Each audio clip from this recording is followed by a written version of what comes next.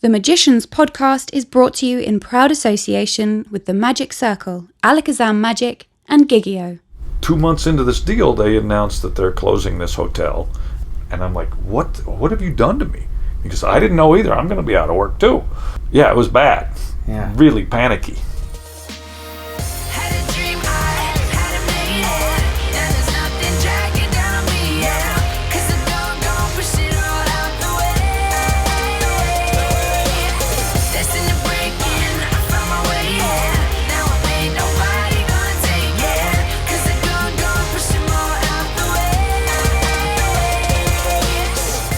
Our Las Vegas adventure continues. Hello everybody, welcome to the Magicians podcast. My name is Richard Young, I am your host. Thank you very much for pressing the download button and welcome to the show. My guest this week is Matt King. He has headlined on the Las Vegas Strip at Harrahs for the last 19 years. We're going to have a great time with him and discuss his incredible run there and his entire career. And of course, we will also be talking to our great friend Alan Hudson about what's been going on in the world of magic this week. But right now, here are some important messages from the sponsors of the Magicians podcast.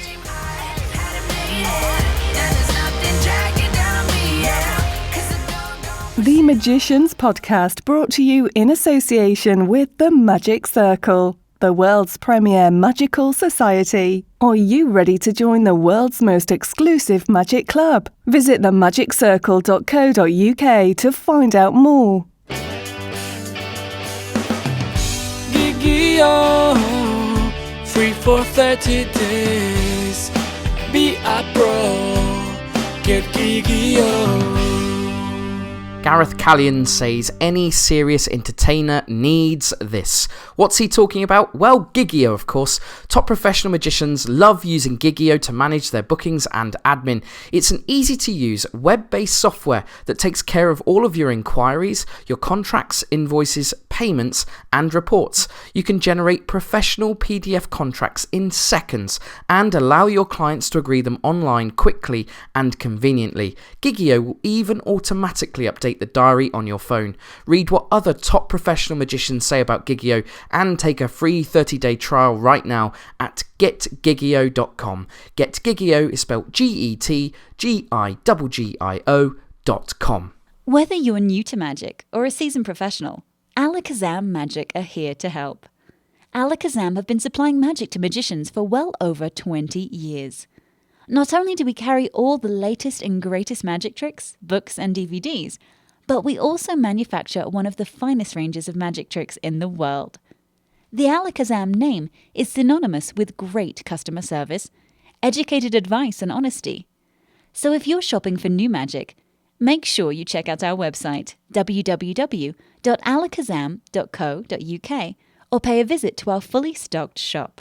And whether you are a full-time professional magician, an amateur, or you are brand new to this wonderful hobby, my favourite product of Alakazam's is a brand new way of learning magic. It's called the Alakazam Online Magic Academy. Go and take a look at it right now. There's new content added to it frequently. And also when you join the academy, you become part of the community. You'll make great friends and learn magic with them and be able to swap tips and tricks. And it's just fantastic and it's totally unique as a product. Go and take a look at the Alakazam Online Magic Academy on the Alakazam website right now. Okay, it's nearly that magical time of the week where we're going to check in with Alan Hudson. But before we do, if you are active on Instagram, if you have an Instagram account and you have a look at it from time to time, make sure you're following the podcast on there. We are at The Magicians Podcast. I post on there who's going to be on the podcast the following Friday every week. And there's other content as well. It's really good fun and I would really appreciate a follow. Also, if you have a couple of seconds, make sure you give the podcast a review on iTunes. It really helps with our ranking in the search engine on iTunes. If you just take 5 seconds out of your day to leave us a review, I would really appreciate it. You can do it right now on your iPhone or device and literally just takes a few seconds. If you're using the podcast app, it's right under your finger right now. Okay, let's check in with our great friend Alan Hudson and find out what's been going on in the world of magic this week.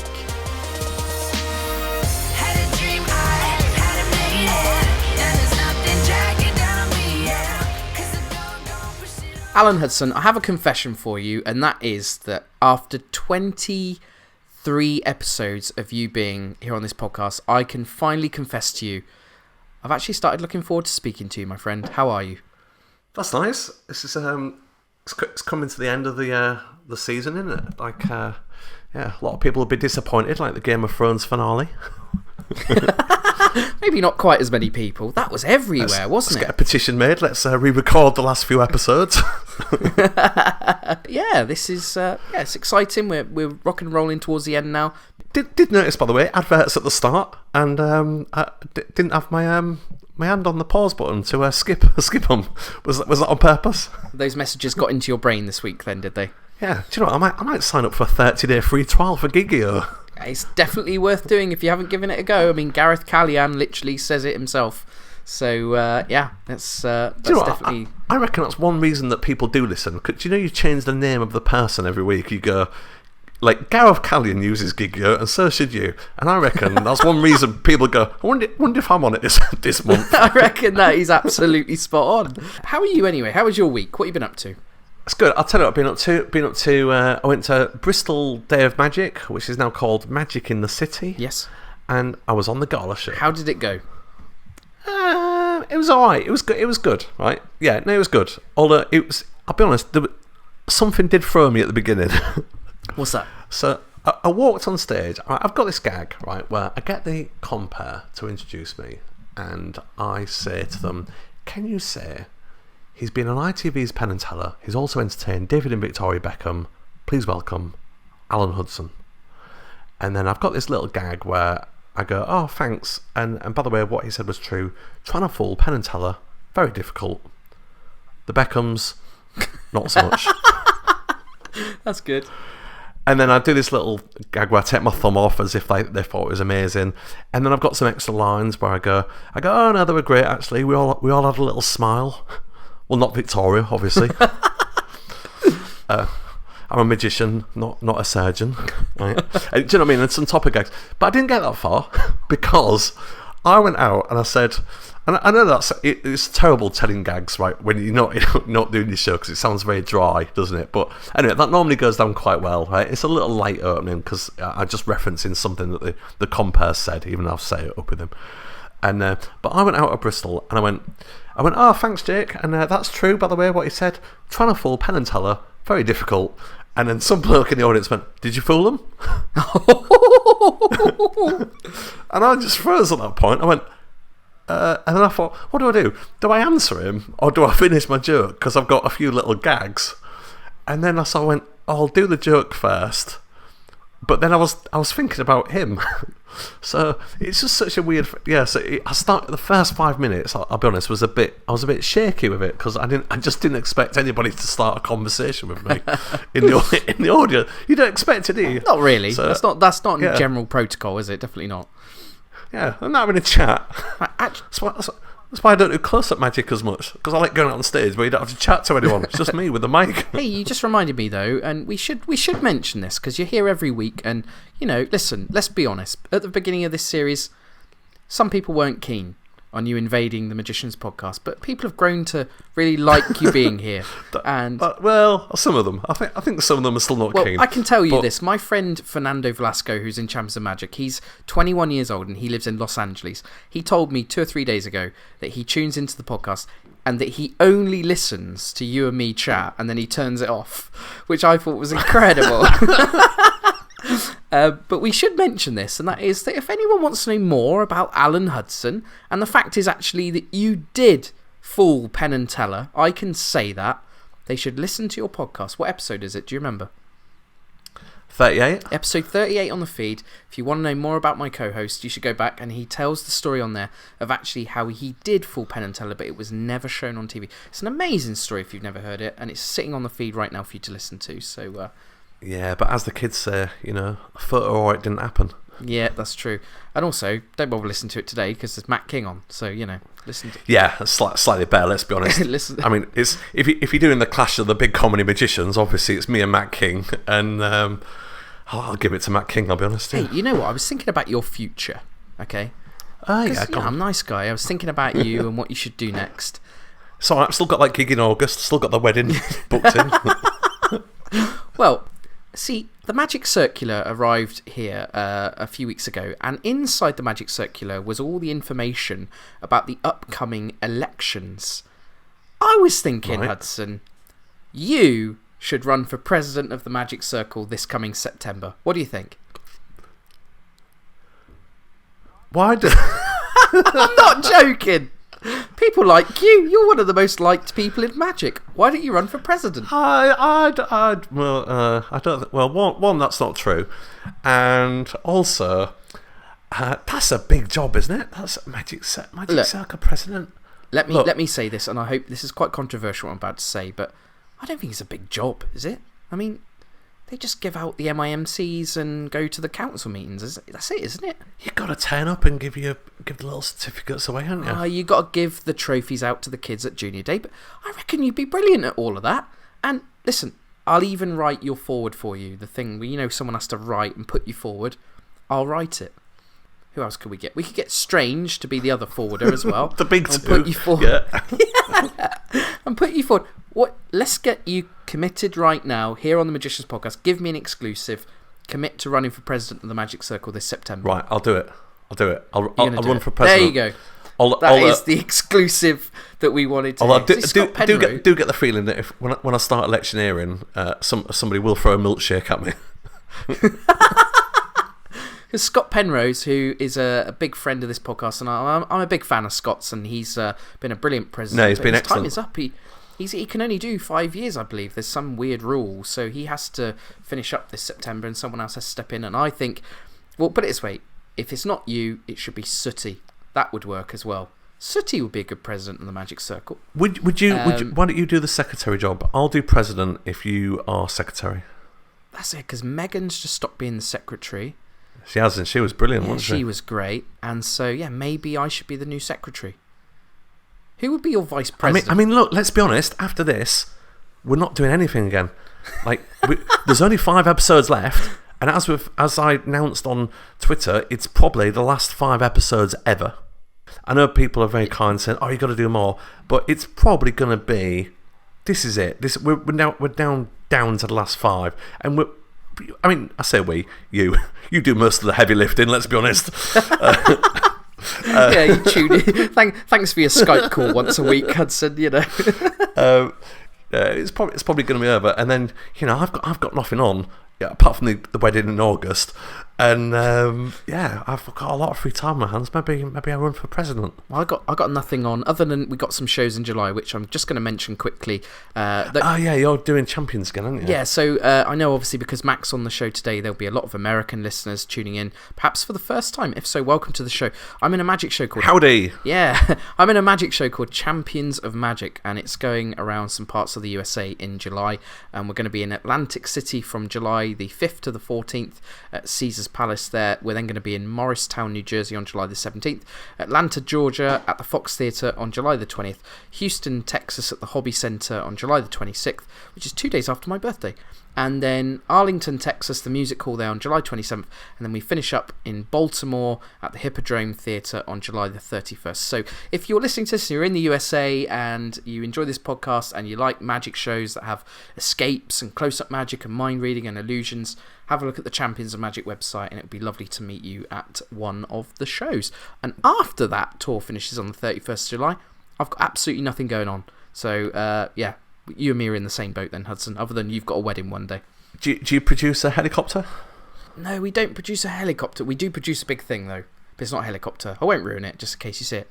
Hey, by the way, talking about shows. Yeah, go on. Oh, my God, I got to tell you this. So, it was a last-minute thing, but I went to see the musical Come From Away, which is in the West End at the moment last week. Wow. Oh my goodness me. What an amazing, amazing show. Welcome to the run, an islander, I am an islander, I'm an islander, I am an islander, I'm an islander, I am an islander, I'm an islander, I am an islander. That morning I'm in my car. The kids cross Airport Boulevard to get to school, and at that time of day, people are in a bit of a rush to get to work and stuff.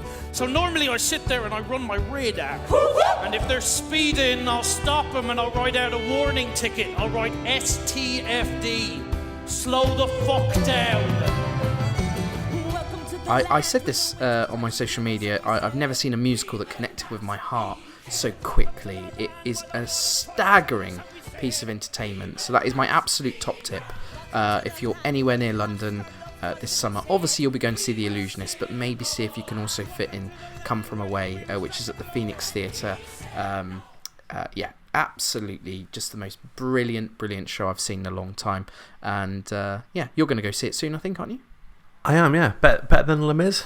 It's so different. This is about 9/11. It's not like depressing or anything. It's actually about this little town called Gander that on 9/11 received 39 aeroplanes, and the town of Gander only had a population of 9,000 people, and within a few hours the population had gone to 17,000 people. Those people all ended up stranded there for 3 or 4 days, and this wonderful little town kind of took everybody in, and it's just a brilliant feel-good show. The music really goes into your head and gets stuck in your head, and it's just wonderful. Honestly, it's my new favourite show.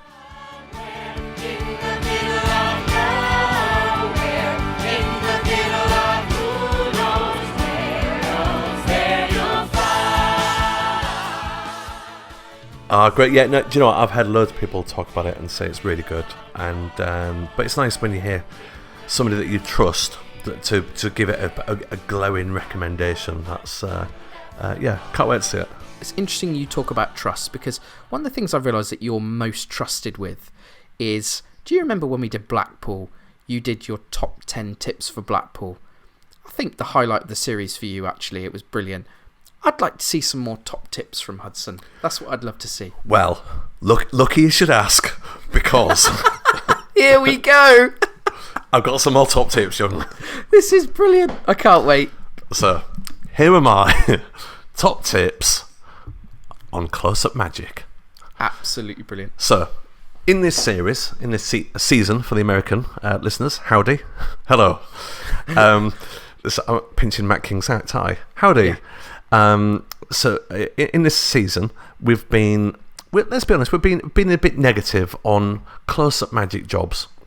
Yes. Especially in the UK and what we do, right? And we've been saying, they're not very good, and it's not really the dream, to put a plastic block in someone's hand, or, That's not really a thing in America, by the way. No, I know. The Omni Deck, they don't really know it out there. Yeah, so look, listen, here's a good tip, right? So here's number one tip. If you're American, buy an Omni Deck. Right? Stick it in someone's hand when they're not looking. You will be a massive hit, because they won't have seen it before, and everyone will think you're brilliant. Absolutely true. If you're in the UK, burn it, because everyone's seen it. Yeah, just melt it down now. Now, and then I'll tell you what else they've seen. Little cross on their hand.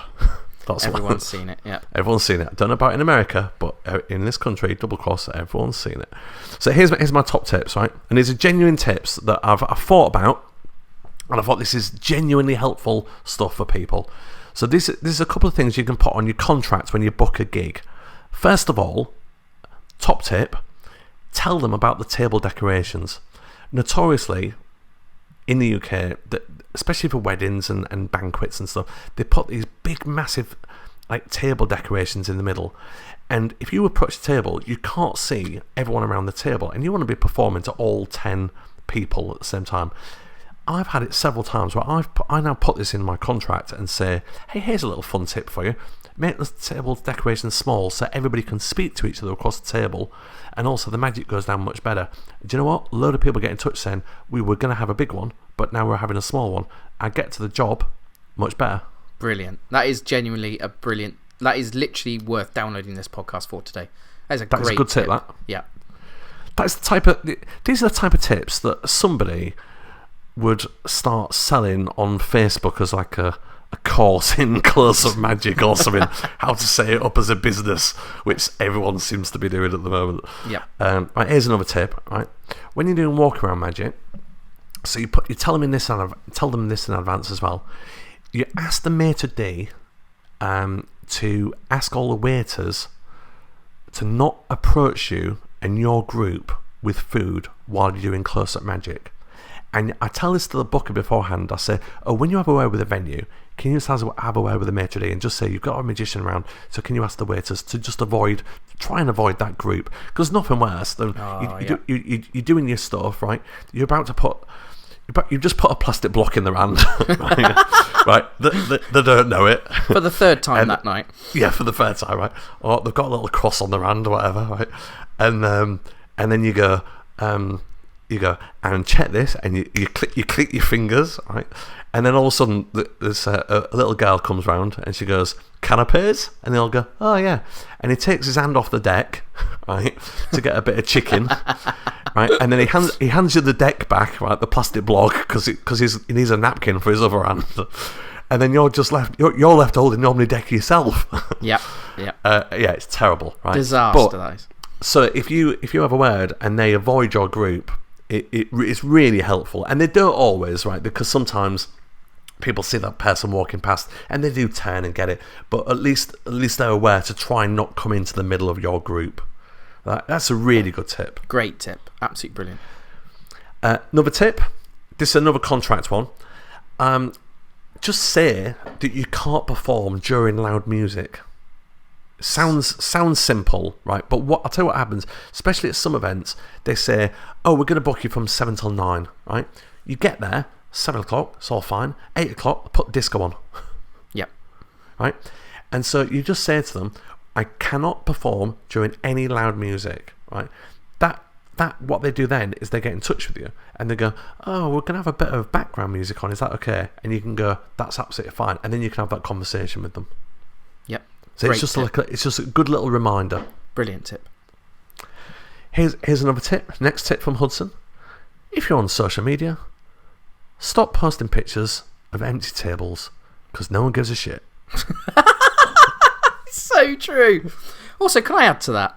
Yeah, go on. If you are a successful close-up magician who does on average between 15 and 25 gigs a month, well done. But we do not need to see a photo of your Rolex. We already know you're doing quite well in life. That's a good tip. But the empty table tip. I'm not good at social media, right? I'll be honest. I'm not that good at it. But I know that there is no value whatsoever in just showing, and it doesn't, an empty table. It does not look cool, right? No one cares. Literally, no one cares, right? By the way, have you got any tips? I've got a couple more, but just before I do them, I have a great tip. Do you want me to do mine first, or do you want to do yours? I'm happy to interject here because one did spring to mind when you were talking. Yeah, which was my top tip this is coming from someone who has worked as a professional close-up magician for nearly 12 years. When you arrive at the gig, at the very beginning of the gig, when you walk into the venue, plan your exit. Look for the way you're going to get out of that room. Make sure you put your case near to the exit so that you can get out of there as quickly as possible at the end and as promptly as possible. And I'm going to go one stage further than that. There is a magician, a very well-known magician, that if I named him, you'd all know who he is. Took this one stage further a few years ago. He was at a gig. He did not do what I just said you should do. And he ended up trapped at a terrible, terrible gig. And he wanted to leave promptly, which of course never looks great. So what he did was he sacrificed his close-up magic case. He took all of the props out, filled his pockets with the props, and then literally just climbed over a wall and he left the case. And he never saw the case again. But he got out of the gig, and that is an absolutely true story, Hudson. You know who I'm talking about, don't you? I do, yeah. No, I just as you started saying that, I just remembered that story, and I thought, I know who this is. Yeah, that's really funny. That's brilliant. That's genuinely true. Just left his case because he wanted. He wanted to get out of there. That's brilliant. Right, I've got a couple of last ones. So this is if you're taking a job on one of those. So now there's lots of magic gig share sites. So of course Post Gigs was the original one, and then there's been a couple of other sort of Facebook ones. After that, this is mainly UK based sort of thing. Sure, you have them in America as well, but Facebook things where if you can't do a job, people often post it online, and and people apply to do it, and then you give it to someone. If you're getting one of those jobs, here's a bit of advice, right? Don't comment underneath saying, "I can help you out on that one." No. Don't or say, "Yeah, I'm free at the moment." Right? You go, Because one, there's 20 or 30 people often apply for all of these jobs. One, you're not helping them out. No, they are helping you out. I'm about to give you, essentially, average of 500 quid for 2 hours work. You go, how on earth are you helping me out? It's so true. There's 20 people want that job. How are you helping me? I'm helping you. Staggering. And then you say, I'm free at the moment. You go, now that's a line that you might use on an email to a punter, right? If they've made an inquiry to try and get them to book. Don't say it to another magician. Don't shitter. Right? And then, or another one is when they go, yeah, I can do that one because I have another job on that day. Yeah. Right, and it fits in. Now, my reply to that is often, oh, well, I'll tell you what, I'm going to give it to somebody else because they've got nothing that day and it's nice to spread it around a bit. That's good. I remember that. That's good. And then the general rule, I think, is don't be a knobhead. Yeah. That's the general advice, isn't it? So if you're going to apply for one of those things, just don't be a dick. And be appreciative as well. If somebody gives you a gig, just say, "Oh, that's really kind. Thank you very much. I've given a gig to somebody, and being a guest on this podcast, and I'm not going to say who it is. Give a gig to them. Never thanked me once. You just go, I don't really mind, but you just go, I'm unlikely to give them another gig because they haven't even said thank you very much. Yeah. That was good, though, wasn't it? You like that? Some top tips? Brilliant, Hudson. Absolutely brilliant. I really enjoyed that. And that is genuinely, we've had fun there, but that is some brilliant practical advice. It is time now to break with tradition, Hudson. Going to do something I don't normally do. And that is I am going to announce who the guest is next week on the Magicians podcast. You are kidding me. You've never done this before. And I've got a little sound effect here as well. Listen to this drum roll I downloaded. Look at that. Here we go then. So the guest on the Magicians podcast next week is quite simply one of the world's greatest living magicians. John Kerry. And no, not John Kerry. Okay. It's incredibly exciting and, I just got to say it. The guest on next week's podcast is Teller. It's going to be incredible.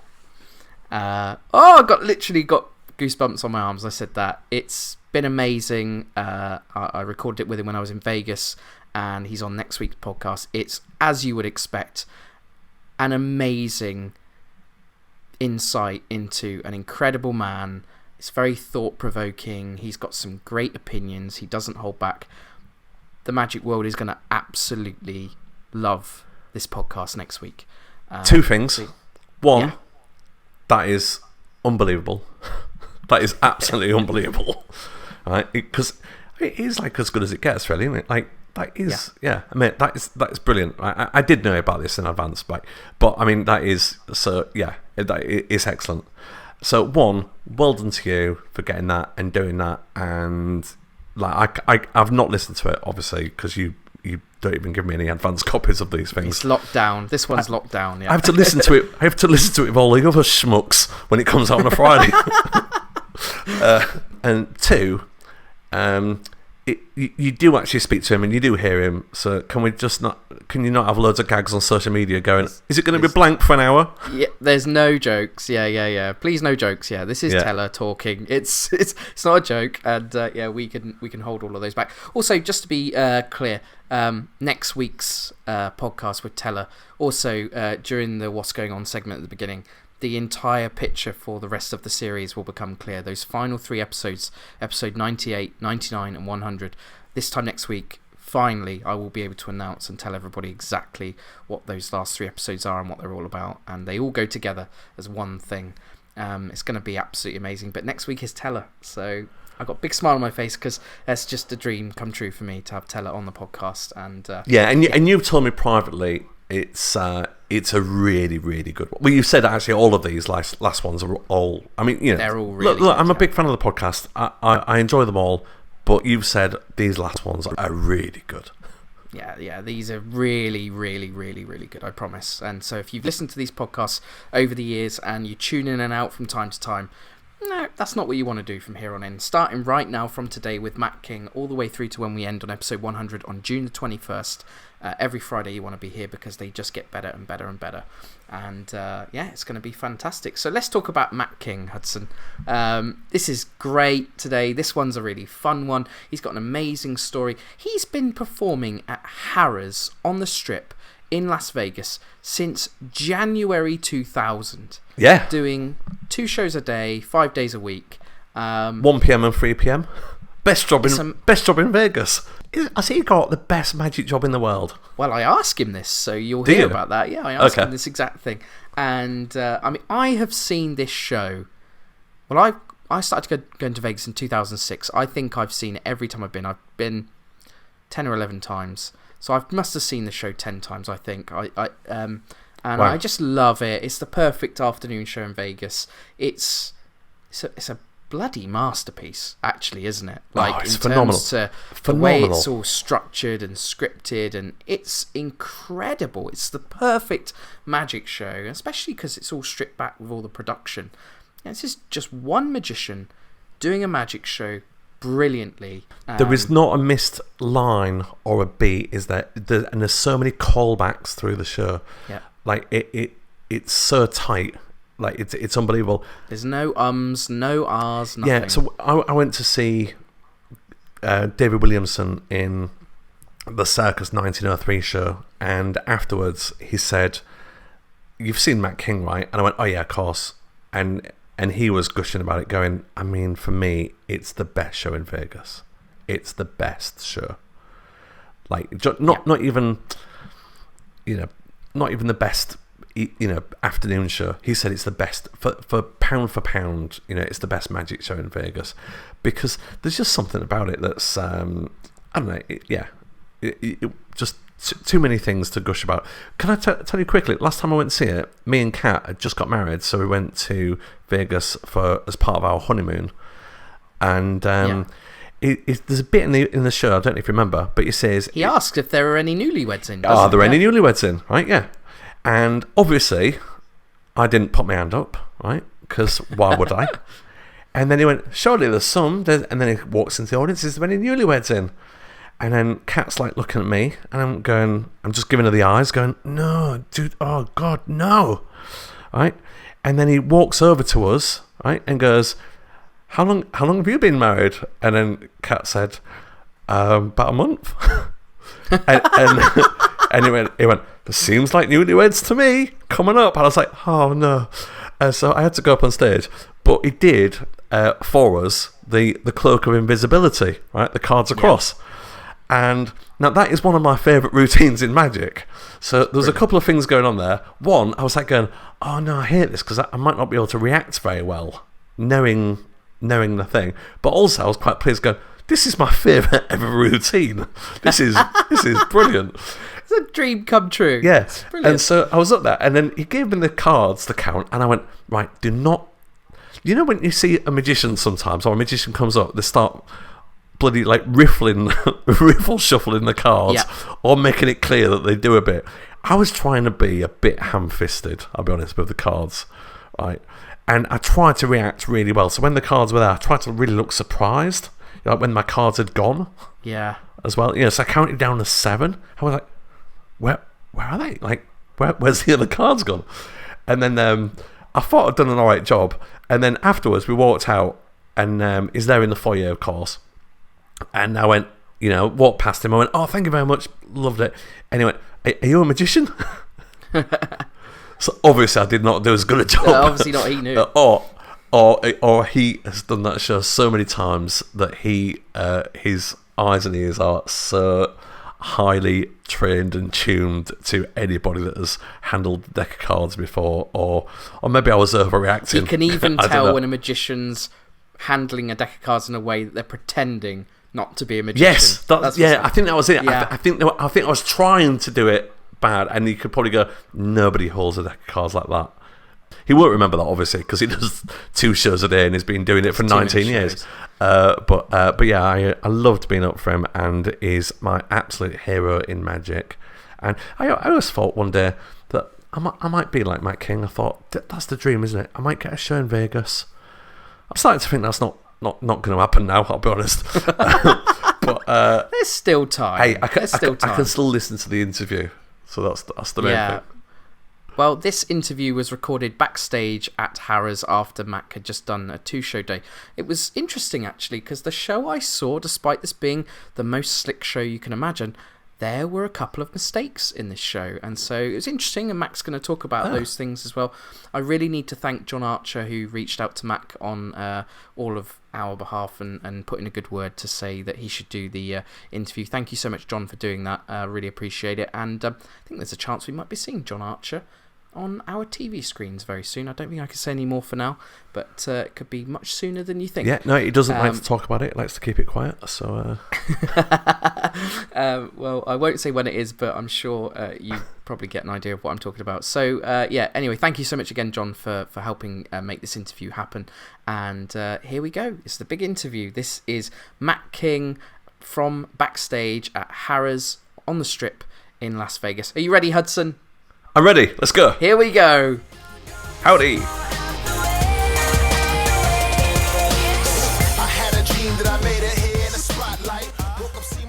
So here we are, Mac King. Welcome to the Magicians Podcast. Thank you. Thanks so much for having me. I'm very excited. Over the moon that you're here. As I've explained on the introduction, Is that some sort of English phrase? I don't know what that is. Over the moon? No, I'm teasing. Oh, of course. thank goodness for that. Yeah, there's some amazing things I say sometimes over here people don't get. So, I was having an argument yesterday about a word. Oh, yogurt. Yogurt? Yeah. It's yogurt. So, okay. I was having that conversation You're wrong. As I've mentioned on the introduction, I've seen your show. I first came here in 2006.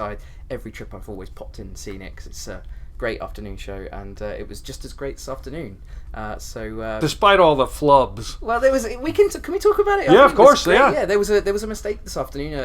An accident. A mistake? Well, it was an accident. many more. Was it? I only saw one. Tell me then. Did I miss Let some me try to others? think. There was. I had a little hitch in the rope trick. I had a little hitch in the fish trick. A big hitch in the guinea pig trick.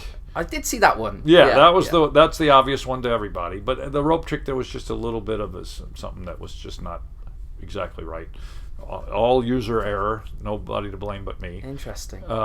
So yeah, and then what else? Maybe that's it. Of the really crappy things. Well, I only saw the guinea pig one. Yeah. Which, if you don't mind saying, it was something that happens to everyone if you perform long enough. A table got knocked over, didn't it? The stool with the case on. Yeah. So I bumped into it accidentally, and it was already off center a little bit. The case on the table. A guy in a bear suit, I should say, not an actual bear, comes out carrying this, and so when he carries it and places it, I always check because it's hard.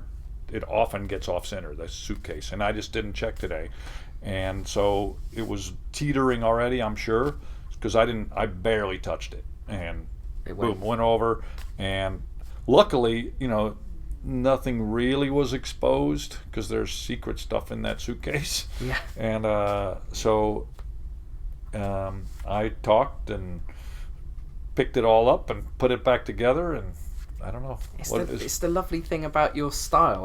We discussed it on the way to this room that I don't think people realised it was necessarily a mistake because your show is full of kind of lovable chaos sort of thing. And, I hope people think. That's what I'm trying to provide, I guess, is, I want people to leave going, I was there the day that happened. Yeah. And so, I want people to feel like that it's the first time for me too.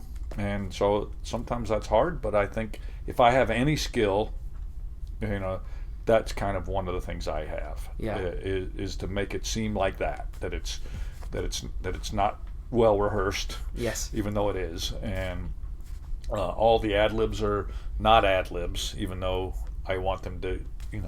At one point they were. Yeah. Most of them, but going back to the mistake, I'm in the middle of reading The Magic Rainbow, Juan Tamaris's book, and one of the things he talks about is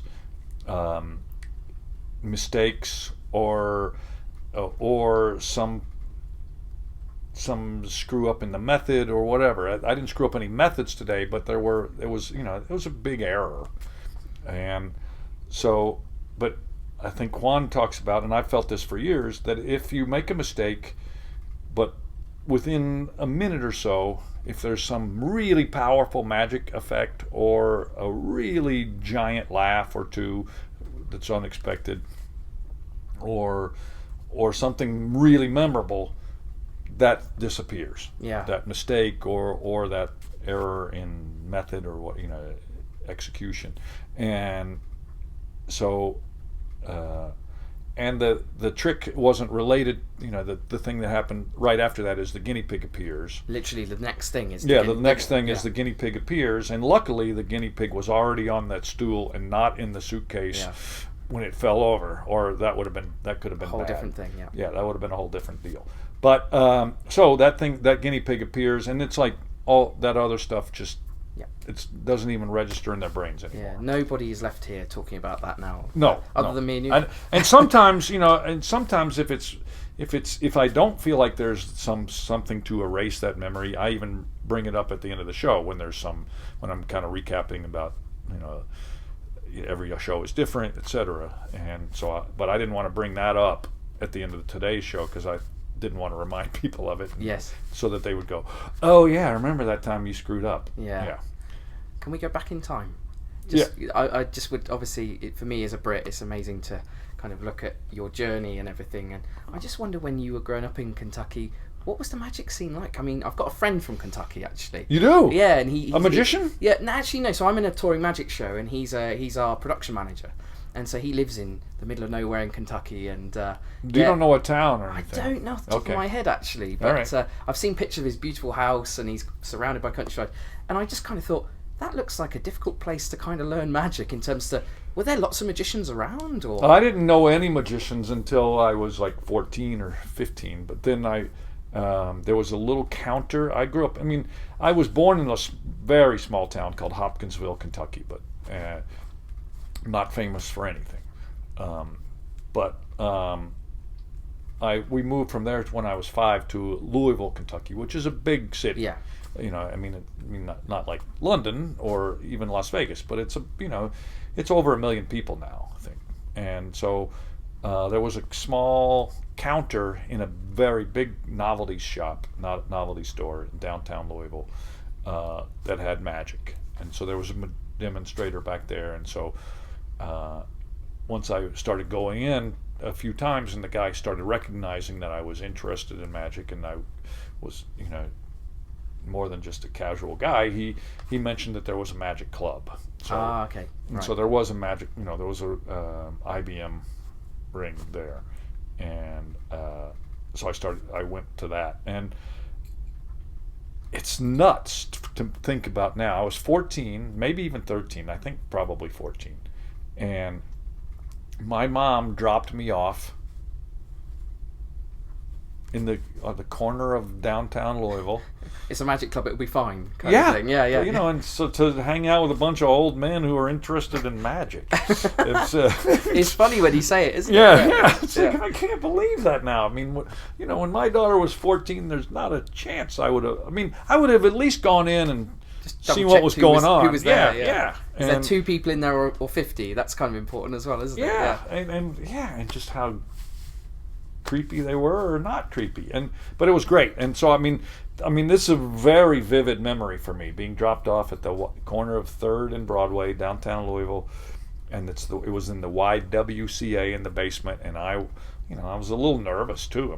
13 or 14-year-old kid, and going in, and I walk in this room, and it's a bunch of old men, and they're all gathered around. It was before the meeting had started officially, I guess, and they were all watching somebody do a trick. And I was like, there were probably, in my brain, there were probably 50, but I'm guessing it was more like 15. Right. It wasn't a giant club. And so I couldn't really see whoever was doing the trick, and then they applauded and for whoever was doing this magic trick, and they kind of all started to sit down in their chairs, and the meeting was going to start, and it was the only other kid there doing a magic trick, and that was Lance Burton. It's just unreal, isn't it? Yeah, and so we hit it off really great because we were the only, we were both 14, and the only, people. Probably those guys were 40, 35, but they seemed like they were 90. you know, when you're 14.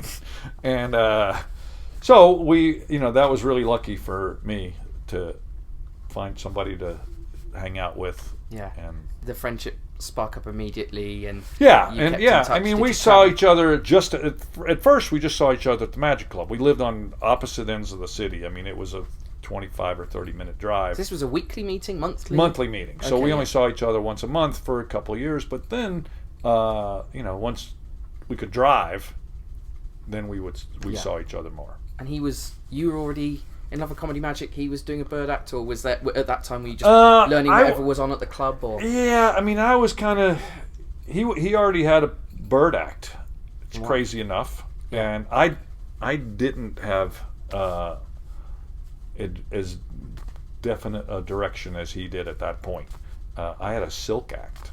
A silk act? I had a silk act that I did the music, and so my act at that time was like, you know, I didn't do it anywhere. Right. You know, I did some birthday parties, but how long was the silk act? It was like only like 8 minutes, but Okay. it was, you know, and I didn't have very many silks. You know, they were expensive, man. We were poor, so I had whatever silks came with. Like I had bought crystal tube, not the crystal silk cylinder, where you put the tube over the big thing. The one where you blow it through? Yeah, where you blow the Yeah, three yeah, things. yeah.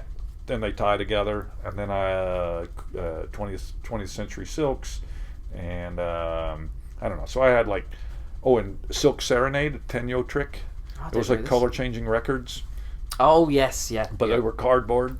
Right. Yeah. This Yeah. is brilliant. Yeah, so that was my act. Has anyone ever explained it? I'm sure you guys have discussed it, but is there even a theory as to how you and Lance, as kids, meet at this magic club, and then fast forward, you're both on the Vegas Strip? Like, is anyone ever even... Was there a culture you two bred between you later on in the story? Were you both ambitious to come here? I was never ambitious. I mean, he always wanted to be here, Right. and that was not my goal ever.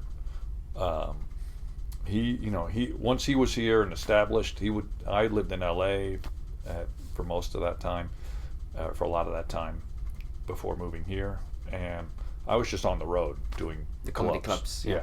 And I loved that life. I mean, I loved those audiences, and being in a, you know, shitty, smoky, at that time you could smoke in those clubs too, and shitty, smoky, beer smelling, you know, rowdy audience, and I loved that. What did you love about it? What was it? I mean, it's, you know, if they hate you, then you know, and if they love you, you know too.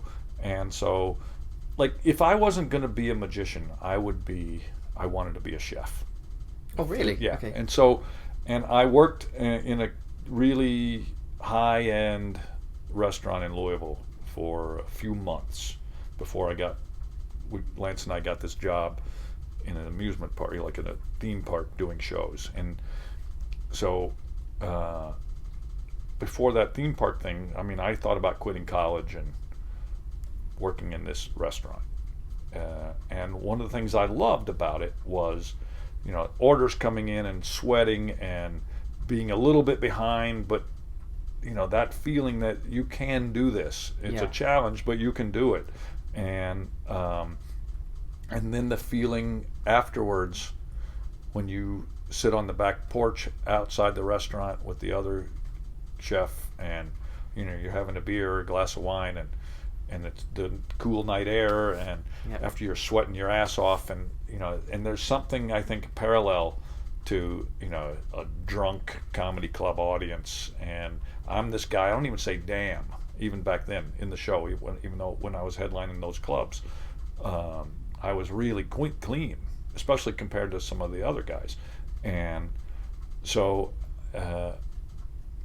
that challenge of maintaining that persona, you know, that innocent thing, and in that environment, and, you know, sweating, and, you know, not knowing if tonight's going to work, and but most every night it did, and that feeling, and then, you know, then carrying my suitcase out to the night air, and like, Oh man, that was fantastic. I mean, living on the edge like that is just really fantastic. Yeah, I can literally picture that whole scene. You described that so brilliantly. Yeah, That's great. okay. That's amazing. I'm interested to know this because I've got some friends in the UK who are magicians who work comedy clubs, and some of the comedians, they look down their nose a bit at people with props. Did that happen here? Oh yeah, also? no, it Yeah. was that was also. I mean, that was also one of the reasons I loved it.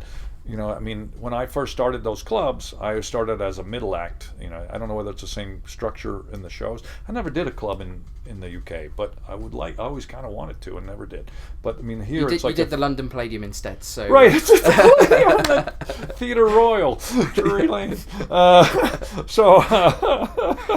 You skipped jonglers, you know. Yeah, I did. But I mean, is it the same structure of the show for the ones on, like a 15-minute opener who's the MC, and then 30 minutes for a middle act, and then 50 minutes for a headliner? It's normally in the UK there'd be a comedian and 3 acts actually. Oh, really? And then they would normally be I've had someone describe this on the podcast before, that if you're the opening act, it means you're the closing act in another club. Does that make sense? Because England's such a small place. Right, So yeah. when Jonglers, which was the main comedy club, they would, you'd be the opening act in one, but that would mean you'd be getting in the car straight after your set, driving to another Jonglers, and you'd be the closing act there. Oh, I see. So, Gotcha. That was quite interesting. It's only the middle act that would have 1 gig a night, basically. So Right. the kind Oh, of- interesting. Yeah. So I usually, I mean, it's weird because, I mean, I always, when I started getting more experience in that world, I was a really big advocate for making the middle act be the MC. Right. But they never did do that. No one took my advice. But because the MC is important, and they would always have the least experienced guy, the guy with the least amount of material. He's got 15 minutes of good stuff, so he's the opening act, but he's also the MC.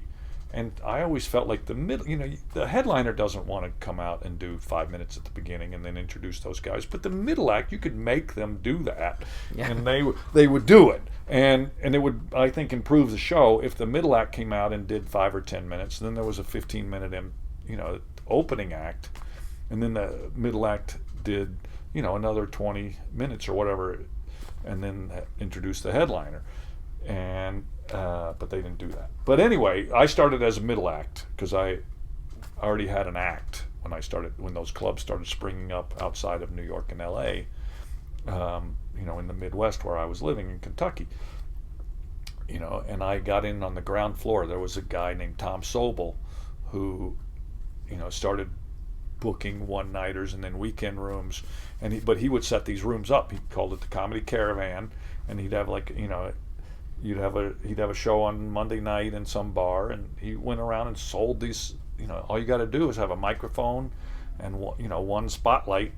You're in business. And you're in business, and and so I'll bring in this guy, a whole show, 3 guys. So if you put them up in a hotel, and so he had like a Monday night, and then the next morning you get up and drive, an hour or 2 to another one-nighter, and then another one-nighter on Wednesday, and then maybe Thursday, Friday, Saturday in the same place, or maybe Thursday. But he had like in the height of his powers, he probably had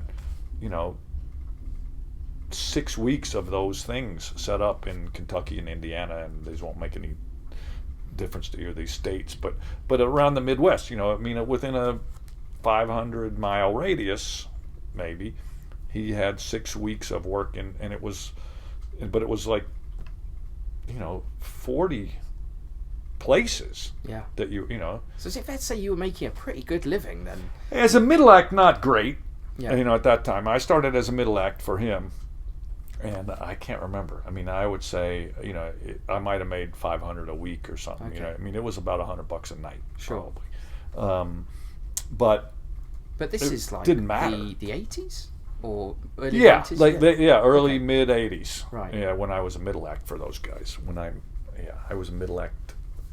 Probably already started headlining when I met my. No, you're right. Yeah. Yeah. Mid 80s, early mid 80s. I was a middle act, and then, and so Tom's was kind of then after Tom then there was a chain called the Funny Bone, which is kind of like Jongleurs maybe, but this was all throughout the Midwest, and they would bring in people for their headliners from LA and New York and Chicago, and fly the headliner in, and so they paid real money for the headline spot. So I moved to a middle act for them, and it was more money, and my goal at one point was just to be the highest paid middle act in America. Okay. And I don't know whether I got that. I mean, maybe, but I also, I mean, I saw guys, you know, when you're hanging out in these clubs or whatever, you see guys that are middle acts bugging the management. Hey, I'm ready. I'm ready to headline. I can, you know, and my goal was also for them to ask me, as opposed to begging them to do it. So I was content, you know, biding my time there and trying to just get my act better. But that's a long, rambling way to get to your question, which was, did the comedians look down on prop acts and magicians? And the answer was yes. And so, I mean, I would show up with my little magic, and they're like, oh, magician before me, great. Right. And but then once they saw, I mean, I did everything I could also to mimic the way that they worked too. I worked with the mic on the stand, just like stand-up. When I walked up on stage, I carried all my props there, and when I was done, I carried everything off. So there wasn't anything there for the opening act to screw around with. Can you say fuck on your podcast? You can do whatever you like when you're a Las Vegas headliner, Matt. So it's for those guys to fuck around with, you know, before or after the show, after I was done. When there was on somebody before me and somebody after me, I didn't want there to be anything left on the stage. You know, even at that point, I was still doing. I was already doing the finish for the rope trick where there's knots, and I would make sure that there were not even any pieces of rope on the stage. I mean, and so because I wanted to be in good graces with those guys that I admired and looked up to, and once they saw that I worked as hard, you know, I mean, I was recording my show like they do, and I was working on it that night or the next morning during the day. And it wasn't just tricks and patter that you could get, you know, that they'd seen every other, you know, if they'd worked with 3 magicians, they'd seen, you know, if they'd worked with 3 crappy magicians, they'd seen a lot of hack stuff that they were familiar with. And so when they saw that I wasn't doing that, and I was attempting to be my own guy and, you know, be, you know, genuine ad libs and talking to the audience, and, you know, when they saw what I was doing, it warmed, you know, that relationship warmed up. And so that was good for, you know, there were still some people that were like, no matter what you do, if you're not Jay Leno, I had opened for Jay a few times, and he would always say, I don't know why you're doing this. You're an idiot, man. Well, he saw it as something that was going to hold you back. Almost. Yeah, that's what he felt. Yeah, he's like, you know, this is holding you back. And I'm like, you know, you might be, and Penn said the same thing to me once. Time. Yeah.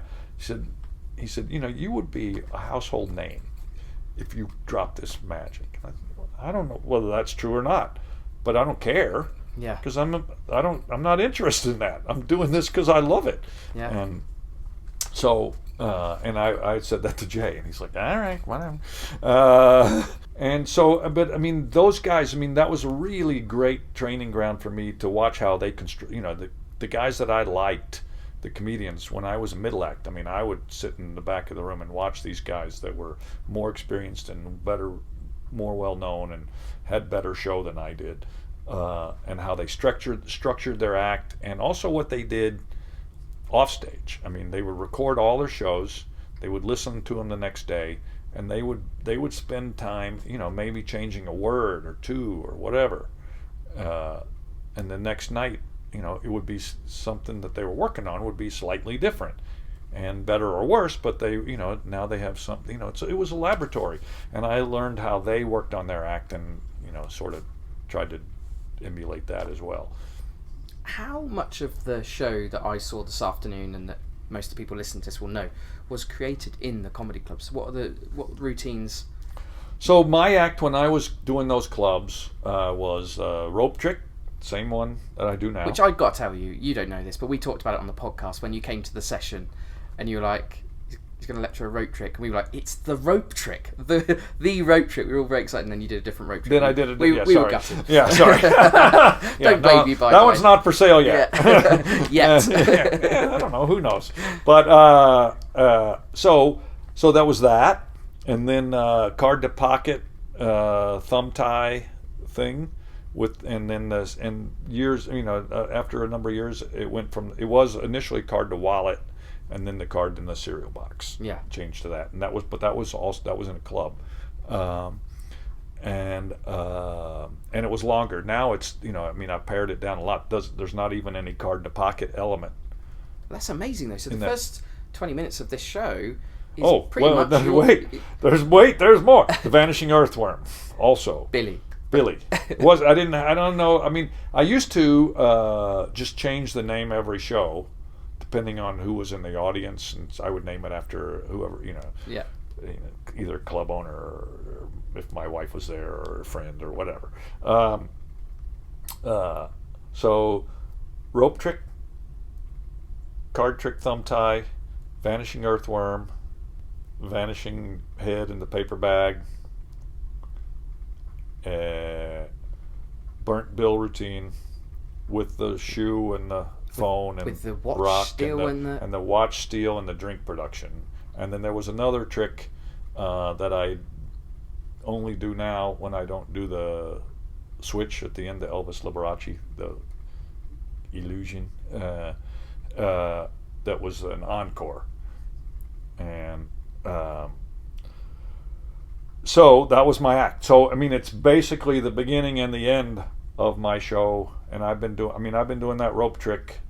The method for the ending has changed 3 times, I guess, over the course of working on it. But that rope trick I've been doing for 40 years.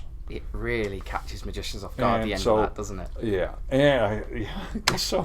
Yeah, it really does. Because it's the classics to begin with, and then it starts to evolve as it goes on, and then that ending is just like, oh, where did we miss that? It's great. Good. So, so that's been in there. I remember that pretty distinctly, too. I forget, I was working the night that George Sands, the first part of that is based on his tricks, 2 tricks, ropesational and sensational ropes. And those are kind of the granddaddy of all. I mean, Daryl's rope routine and Richard Sanders. Fiber optics, he called it, didn't he? Yeah. Both of those, are good, but they're basically that Sands routines warmed over. And so I was working in the night that George Sands lectured in Louisville the first time, and I didn't see him. And Lance came to me and he says, I bought you these because I think there's something here for you. And he brought me those 2 little manuscripts. And wow. I started working on that when I was like 16, something like that. And I used to do George's routine ended. I don't know that you remember this. I don't know it. But his routine, he had two different routines. I forget which is which. But the first one he sold destroyed a piece of rope completely, and then he put out another manuscript a few years later where no rope is actually destroyed, and that's kind of what Daryl's is more based on. But anyway. George's original routine, he would cut the rope into 16 pieces, and he would do like a false transfer into his hand and leave only one little piece sticking out, but apparently all 16 were in this hand, but it's only that one little piece. Right. And then he would reach in his pocket, pull out the 15 pieces, and you say, with some magic woofle dust, I sprinkle it over the ropes, and you sprinkle those 15 pieces over, and it all comes out in one piece, and it's, one piece 4 inches long. Yeah. And so I did that for a couple of years, but it was very unsatisfying. It's like, people, it's like disappointing, right?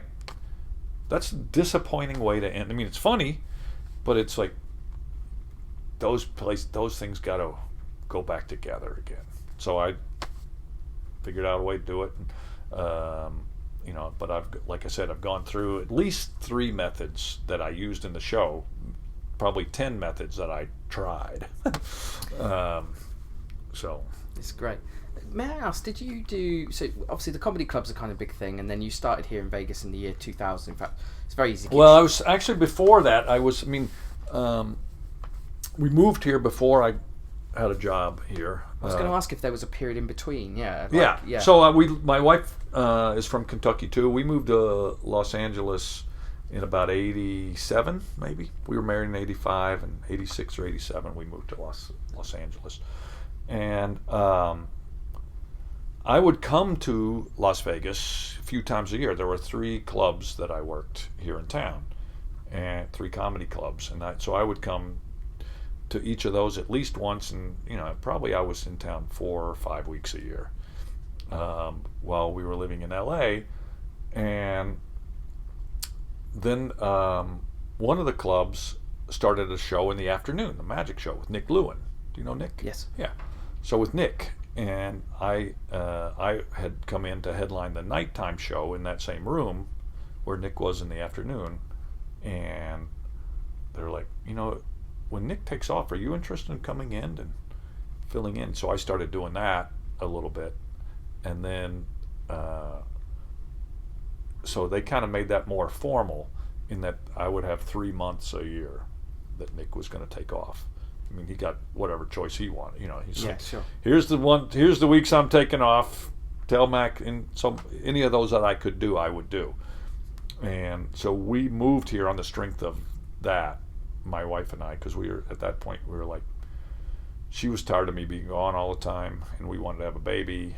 And I was gone 220 days a year when we lived in LA. So she lived alone. That's basically. tough, isn't it? Yeah, she basically lived alone. So so that worked out great, and so now I was here for those. I could work 3, 10 to 13 weeks a year filling in for Nick, and then I would also work 1 or 2 weeks a year in the night in that room, and then so I had 4 or 5 months worth of work here in town. So that was enough for us to move here, and I filled in for in other shows here in town. At the time, there was a Radio City Music Hall, that had a couple of variety acts, and so when the Dog Act, for instance, would take off a few nights, I would fill in that show, and I would fill in for Michael Goudot and Lance's show when Michael needed off, and so now I'm home about half the time, and that was a big upgrade for us. So and then. When does this contract here, how does it come about? And so Nick left the Maxim, and they offered me 2 years. I mean, I just got to say this, by the way. For me, as a Brit, hearing stuff like this is just incredible. I mean, it's the dream for every magician. So can you just tell me, what's that like when you get offered a 2-year contract in Vegas? It was fantastic. And my wife was pregnant, too, which was way better. Wow, okay. Yeah. So we're going to have a baby. I got a 2-year deal. And Nick swears that he doesn't know this, that he didn't know this when he left. But 2 months into my 2-year deal, they announced they were closing that hotel. So that wasn't here. That wasn't Harrahs. Oh, wow. That was a little hotel called the Maxim, which doesn't exist anymore. The building's still there, but it's a different hotel. Weston. So and your wife's pregnant. And my wife's pregnant, and I hadn't taken any work. Of course. Right? So 2 months into this deal, they announced that they're closing this hotel, and the entertainment director is like, and I'm like, what have you done to me? Because I didn't know either. I'm going to be out of work too. It was bad. Yeah. Really panicky. And we just bought a house. We'd been renting a house in Las Vegas. We just bought a house. My wife's pregnant. So what did you do? And the entertainment director, who you just met, he was the entertainment director at that little hotel. Okay. Bill. Yeah. Yeah. And he says, do you mind if I try to sell this show somewhere else? And I'm like, do I mind? Yes. And so the good thing was we had still 2 more months that the hotel was going to be open. And it was a little showroom, 120 seats is all, at the Maxim. And so, but we could invite people in from other hotels to see the show. Instead of just showing up in somebody's office with video or, a proposal or whatever, we could invite people in and they could see, that this off the strip property that's dying, Bill was managing to fill that showroom, almost every show. Wow, okay. And so, I think I was only off like 2 weeks in between when the Maxim closed, and Harrahs picked it up, and so a giant sigh of relief all around. Because Bill had Bill's daughter is about a year and a half older than, maybe a year older than my daughter. So he had a little baby. My wife was pregnant, and.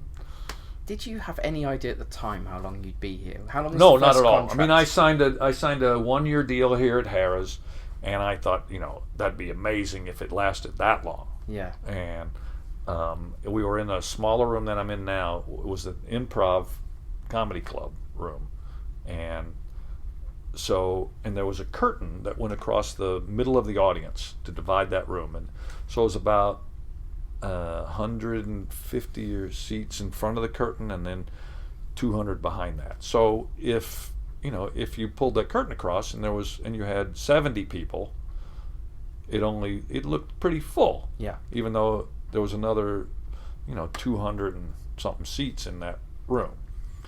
And so initially our goal was like, someday we want to have to open that curtain. I love it. And that happened like 3 weeks in, the first day. We had to open the curtains. We had more than 150 people. And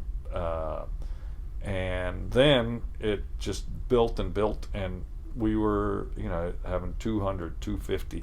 And so, we had lines there was no place for them to wait going into the showroom. People were, because most of the tickets for my show, is even more so back then, they were sold the day of, within 2 hours of the showtime, and last minute thing. And so we would have a line of people snaking through the casino, because tickets weren't available at the regular box office. There was like just a little box office out in front of the thing, and so people had to line up, and so the dealers and the executives, and they all see this, and so it worked fortuitous for us that was how it worked. And so I don't know, can't remember exactly, but only a couple months in to this 1-year deal, they came and added 3 years to it. Wow. Yeah. And what point did you move into the bigger showroom? I think when we got in trouble with the fire marshal. Right. Is that the envelope bit? No. Well, I mean, just because of the amount of people. Just because, we were sneaking extra chairs in that room. So if it's supposed to seat 340, we were putting 400 in there. Wow. Yeah. And so, we got in trouble. I mean, no fines or anything, but they said you can't do this, and so Harrahs was like, because I'm like one of the last guys in Las Vegas. It's not a rental, like a 4-wall. I was going to ask you about this. Yeah, so I don't pay. It's a different. You get paid to do the show, right? Well, but it depends on how many people show up. Right, I see. So it's like a cross between a rental and a door deal. But I mean, it's like a cross promotion, basically. Yeah, I mean, we're partners in the show. Yeah. I don't pay rent, but they have some expenses they pay for, and I have some expenses that I pay for. We just, we've agreed that they'll pay for certain. Anyway, I won't get into the whole big deal, but part of the, but kicking people out, not having room to sell those seats takes money out of Harrah's pockets and my pockets. So, we're in it together. And so they're like, do you think you can do this show in this bigger room? And so we moved. I want to say that was probably 3 years in, something like that. So my understanding is now, if the stuff I read online is correct, is you are now the longest running Las Vegas act that's played in one casino that's still going at the moment. That's what I read online. It might be of all time. Is it of all time? Right? I might be. I don't know whether those records exist. But I mean, I think that's some PR person's thing that they figured out. Because I mean, it's like, okay, I can say that. I can't say the longest running magician in Las Vegas history. I mean, what does that mean? David Copperfield's been coming here since he was 20. Yep. And he's 60. When he came, I think he came in and opened for Bill Cosby at one point. And so I mean, it's just, who knows what that is. What do you think the secret to your longevity is here? Is there something that, have you ever thought about that and gone, I think about it all the time, so I'd like to know why this works so I can keep doing it. Yeah. Have you got any idea why it's worked so well? I joke about this, when people ask me, but I think it's partly true. It's inexpensive. Okay. Partly that's a thing, because, and it's, I'm really, my show wasn't designed for kids. It was designed for adults in a comedy club. But because it was, I don't say damn, it was family friendly. I mean, it's not a kid show by any means to me. And I've kind of fought against that the whole time. It's in the afternoon, so it's a kid show. And so that's kind of something I kind of really tried to push back against. But it's good for families. And I think, one of the things I'm proud of is it turns out 8-year-olds like it. And 88-year-olds like it, 28-year-olds like it, and the hardest 18-year-olds like it. And so I think that's part of the success. Also, it doesn't, I really make a conscious effort to not seem like I'm walking through the show, where it's just, I'm doing it by rote, that it's just a script. And, I really want people to walk away feeling like they saw something that no one else will ever see. That show was a little thing that existed right then for an hour and 15 minutes, and then, I'll do another show tomorrow or another show in an hour, but that one will be different than that one, even though it's a lot of the same, So there's a lot of magicians listening to this, and I think this is the question and the thing that I think you could offer an amazing insight into. How have you done that? How have you kept it? I've seen it today. I've seen it 10-15 times. I saw it here once in January, and you had a very small crowd, and you came out and you did it brilliantly for everyone. No reservation that there wasn't many people in. How have you done that when you're doing, as you've just said, some of the stuff you've been doing since the 80s? Well, right. And so 10 a week for 50 weeks a year. It's 500 shows a year for however long that is. That's a lot of magic shows. That's 10,000 magic shows. And it's just you on there as well. It's just me. We'll go back to that too. That's another reason I think that it's lasted, in that I don't have a bunch of production expenses. Yeah. So it's so I don't have a lot of money that's eaten up by other people. It's only me and Bill and a guy in a bear suit that have to make any money off this show. It's not like investors, and it's not like producers, and it's not. There's not a team. It's just me and a guy I pay, and the Bill who's such the deals with all the business into the show. So that's another way that it's big, another reason for its longevity, I think, is that there's not a bunch of overhead that has to be paid every.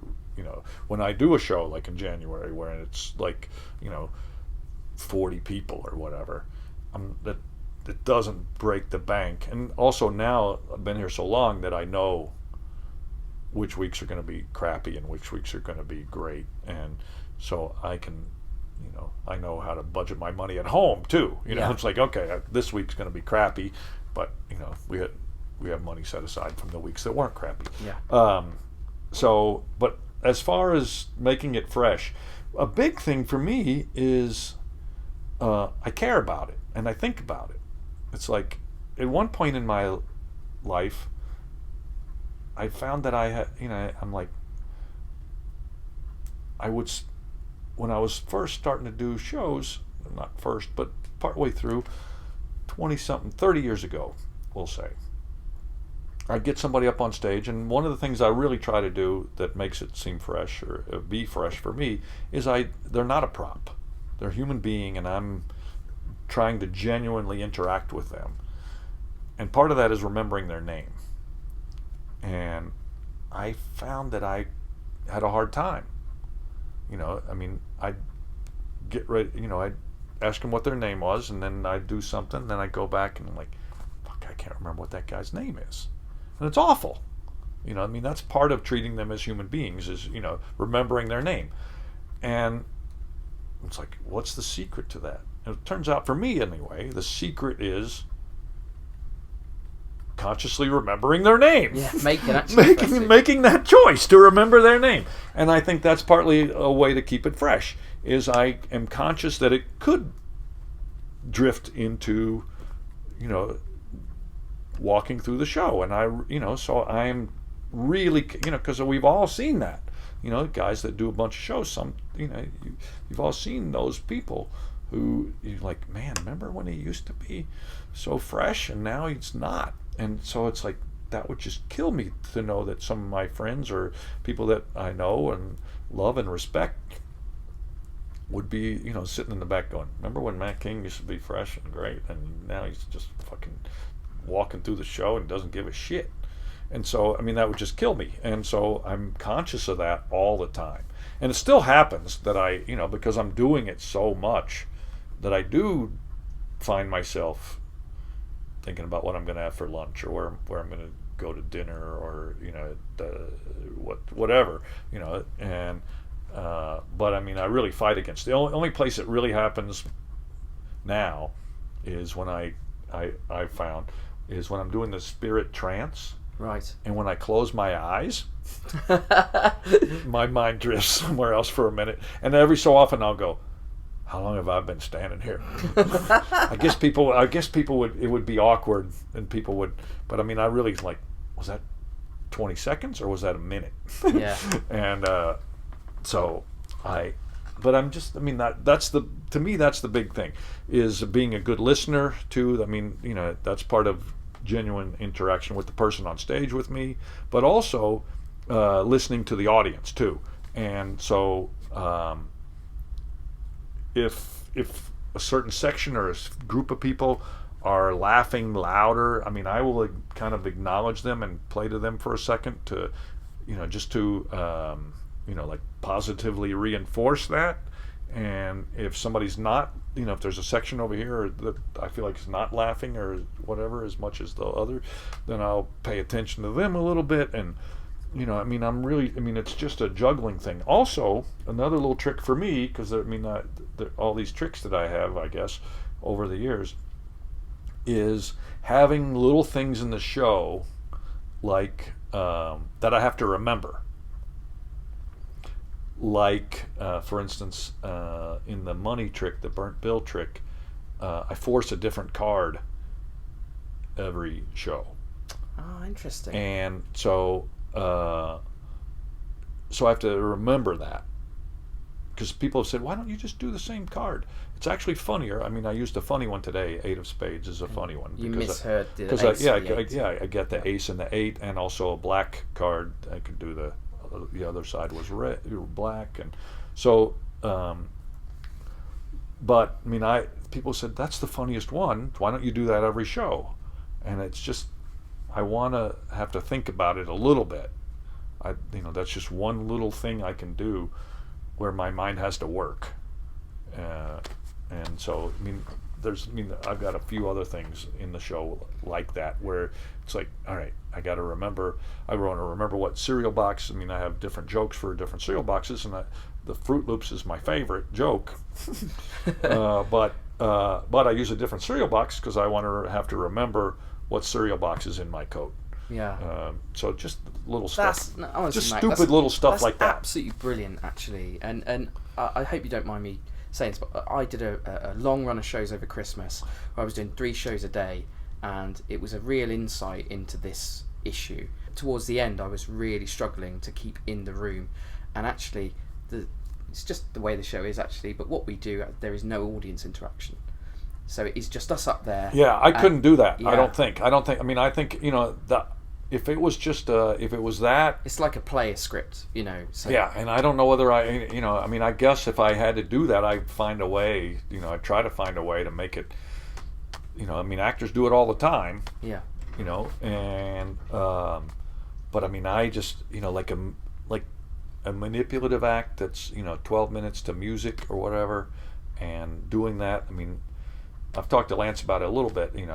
I know his, he had some little tricks too to make it, because that's really rote, right? I mean, you got the music, and you've got this trick, this moment and this slight followed by this slight, by this steal, by that movement, and your feet move over here, and you can turn your shoulders this way and whatever, and once that is set, it's set, and you're doing exactly that every time, and it'd be tough, I think. I have no idea if this will provoke an interesting answer from you, but I first came here in 2006, but I then revisited in 2008, 2009, and the recession went through this place like bomb. It was, and I remember things like buy a buffet ticket and you can go to 5 other buffets, and all sorts of things. I just wonder, but you kept going. I kept going, but it was a big drop off for me, ticket sales wise. It was. So every year, 2001 was better than 2000. 2002 was better. 2003, 2004, 5, 6, 7, 8, giant drop off. And I think it was 8. It might have been 9, but anyway, right in there where the big recession, and and it was a couple of years before we had the next best year ever. Because every year it was the best year we've ever had.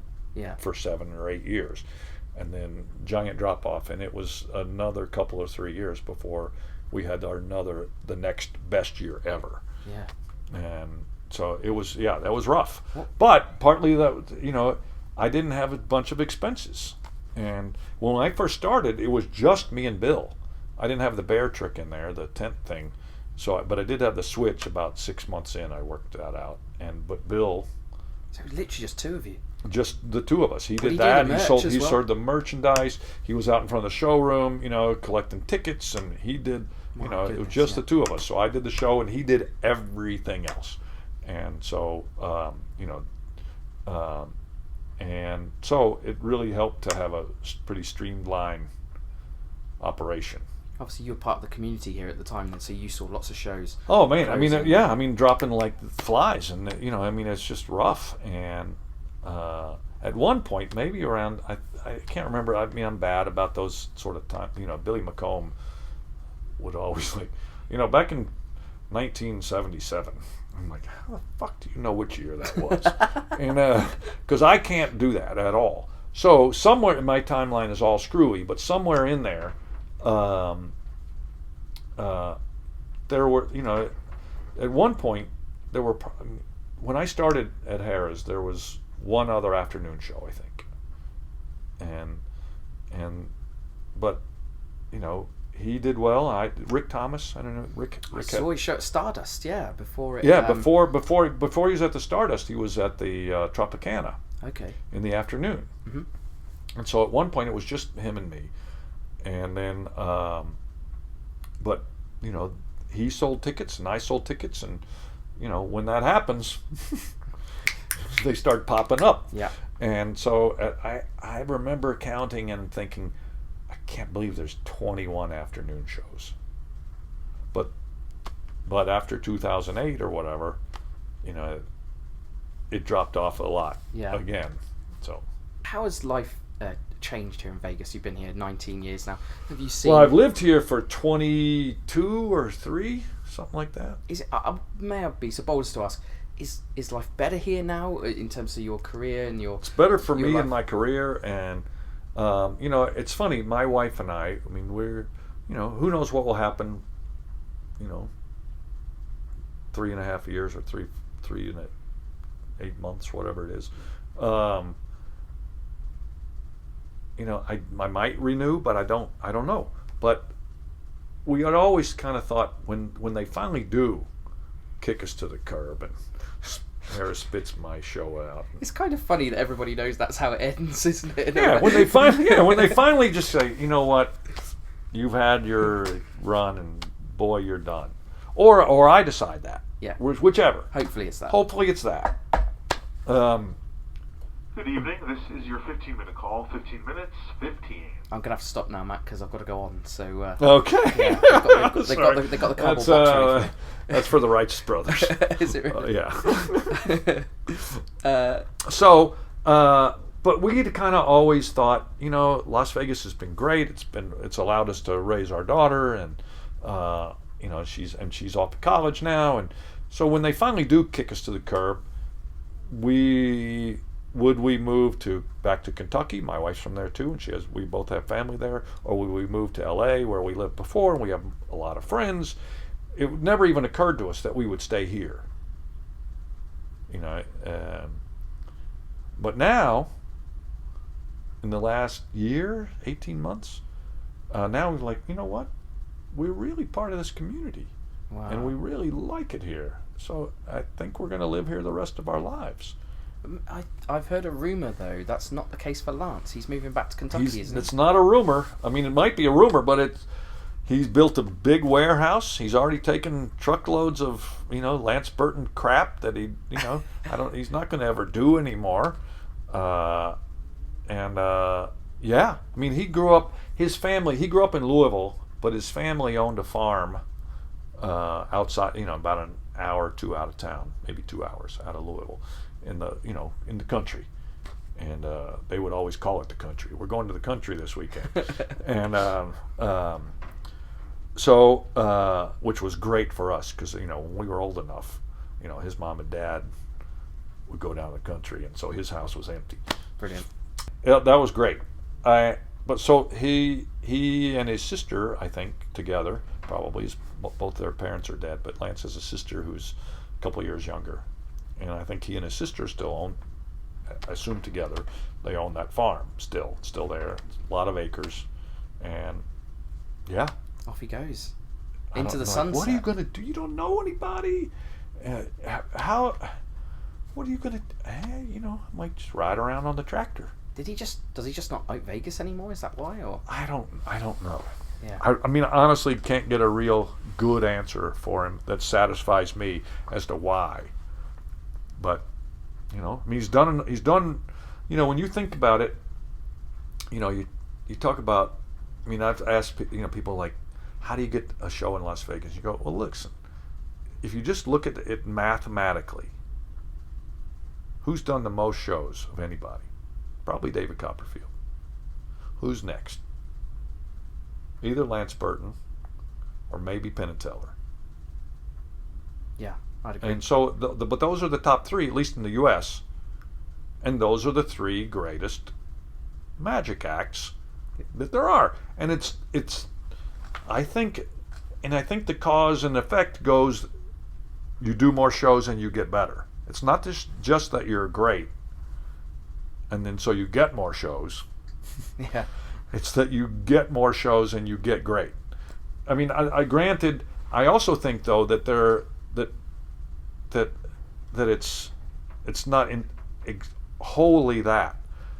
Those people also have something innate in them that makes them a better magician than somebody else who would do that many shows if they, David Copperfield, Penn and Teller, Lance Burton, if they're going to be great, and whereas somebody else who did that many shows might not be, because they don't have whatever that it thing is that those guys have. And but you're certainly not going to get great if you don't do that many shows. And so I don't know how I got lost on that tangent. Well, I think it's really interesting you talk about greatness, because at the very beginning, before we started the recording, Bill mentioned that one of the reasons that this interview's happened today is that he saw Paul Daniels' name on the list of previous guests, which was recorded about 6 months before Paul died. And I mentioned to you, you didn't know this, but in that interview, Paul says you're his favourite magician. And you said that he covered here for you. Yeah, I mean, I forget how it came about. I mean, I think I was in England working or doing something.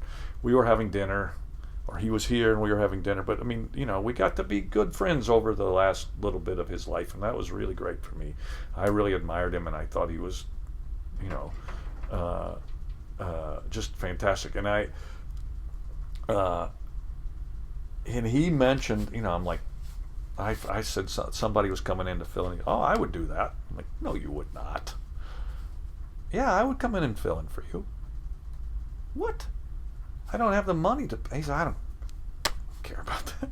It'd just be fun to see how it went.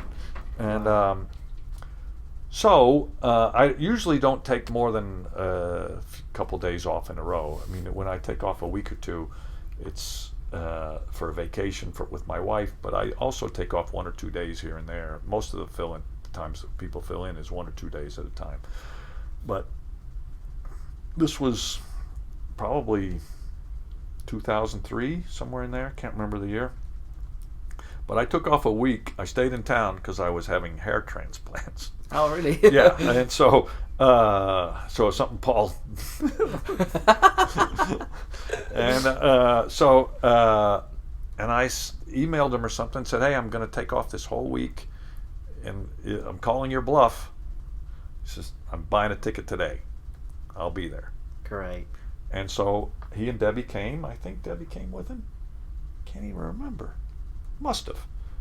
He did a week here, and it was so hilarious. I mean, I put on a baseball hat and came in and watched the show because it's awkward. I mean, I've come in a couple of times when there's somebody filling in for me, and and so people go, wait a minute, why aren't you doing a show? You're sitting right here. You could just as well be up there, asshole.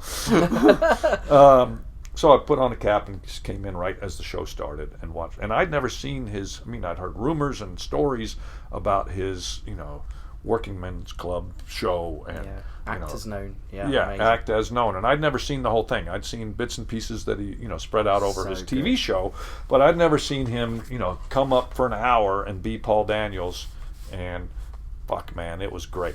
And it was also funny because they had a little sign out in front of the showroom that said, Matt King's not here this week. Filling in for him is Paul Daniels, and they had a picture of him. And every so often you'd see. I heard. I mean, I wasn't here every day. I only came in the one day, but I heard that every so often you'd see like English people walk by and go, "Can't be that Paul Daniels, right?" Excuse me. Yeah. Is that Paul Daniels? What? He's in there? Yeah. Yeah. So if your great mate Lance is leaving Vegas, do you still mix with magicians here? I'm fascinated because all the best magicians in the world are all here. Most of my good friends here are magicians. I mean, I have some other guys that are friends that I met because we were dads together in school or whatever, and then a couple of guys who write for the paper or whatever that I've got over the years I've gotten to be close friends with. But most of my really good friends are magicians, and so I don't see Lance as much as you would think I do, because he's a fucking hermit. He's like Howard Hughes, so I don't know how he's going to be on that farm. Maybe he'll get out more. But I mean, Penn and I are pretty good buddies. I don't see him as much as I would like to either, but that's just because our schedules are so different. I mean, he's working at night and I'm working in the day, so there the twain shall meet. But Jason England, I don't know who Jason is, and Vinny Grasso, and Nick DeFott, and I'm going to leave out a bunch of guys that'll be pissed. But Michael Godot, juggler that used to be in Lance's show, and our families, we've raised kids together. Our kids are all about the same age, and so we see each other a lot. We probably see their family more than anybody else would. Sure. And so we have a very vicious. Please, this is your place's call. Places, have a great You better show. go, Richard. We have once a week or so. We get together at my house for croquet. Croquet? Oh yeah. You're in the wrong country. You need to come to my country. That's where Yeah, I know. we all have it in our back gardens. Yeah. In yeah, the UK. but not like this. Really? Not like this. Have you turned it into a drinking game? No, well, people do drink. The people that a surprising number of magicians don't drink. Yeah, I don't drink. Yeah. Jason England, Penn, Michael Godot doesn't drink. Jacob Jackson, I don't know if they know him, a young magician here in town. He's part of the croquet gang. But Bill Smith, the illusion builder, built me these mallets that are solid aluminum shafts that we've leather wrapped the handles, and the heads are Lexan. And one of the hitting surfaces is, like the normal parallel or perpendicular to the ground, but the other one is cut at a 45-degree angle. Oh, right. So you can loft the ball like a golf club too. Yeah. And so we play, and we if you hit the ball, and many balls end up in the swimming pool, or there's a big swan that floats, big inflated swan that floats in my pool, and one of the things is to try to send somebody's ball onto the swan, because if you send it onto the swan, they have to play it from there. So it's pretty vicious, and once you start really playing, the strategy is really complex. So it's a great game, and so it's our little court is lit, so we play at night here, because it's in the summer it's too hot to play during the day. So I'll finish my show, and we'll all meet at my house and play croquet. The life of Las Vegas magicians. Yeah. That's what this podcast series is all right. This is amazing. Do you just want to close with this, because we've had so many Good, people. because I have to pee. Oh, do you really? Yeah. We've got a minute left. So we've had a lot of people over the years on this podcast talk about how you've just got the best gig in magic. You're home by 5 o'clock. You've been in the same place. You know that too. Right? No, believe me. I count my lucky. I mean, it's so I don't think I would have a kid. I don't know whether I'd still be married. Do you think you've ended up on the cruise ships or something? Where do you think you would have gone? No, I don't know. Maybe I can't. I don't think so, because I did a couple of those before our daughter was born, and before I had the gig at Harrahs. I would do 1 or 2 weeks a year on a ship, and that was all I could stand. Really? Because to me, it's not enough shows. Waiting around. Yeah. Yeah. I mean, you just you can't get something better doing it twice a week.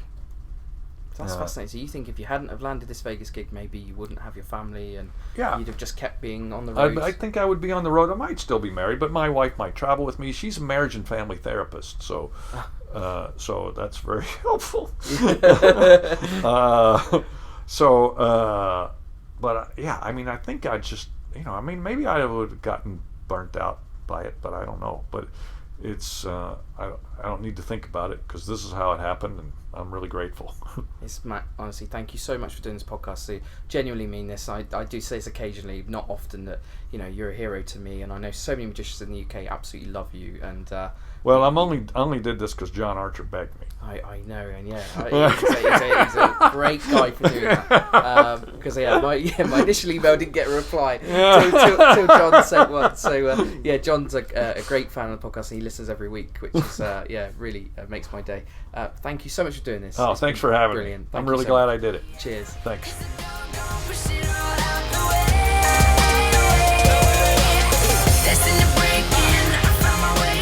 What an absolute hero. That was the living legend in the world of comedy magic, Mac King. If you're in Las Vegas, he plays the Harrahs showroom in the Harrahs Hotel and Casino, right in the heart of the Strip, Tuesday through Saturday at 1 p.m. and 3 p.m. daily.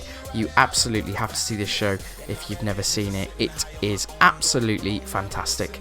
That's it for this week. My guest next week, as I mentioned earlier on, is one of the world's greatest living magicians. Teller is going to be right here on the Magicians Podcast. Here is a sneak peek. The rush of that is one of the moments that I would signify in my life as one of the top moments of my existence. I mean, It was, I think of it and I get teary-eyed, because it is rare in the world that so many forces come together so tightly and so perfectly. Could it be any more exciting? I don't think so. Next week's going to be really special. Teller is on the Magicians Podcast. I'll see you then. Have a great week. Take care. Bye-bye.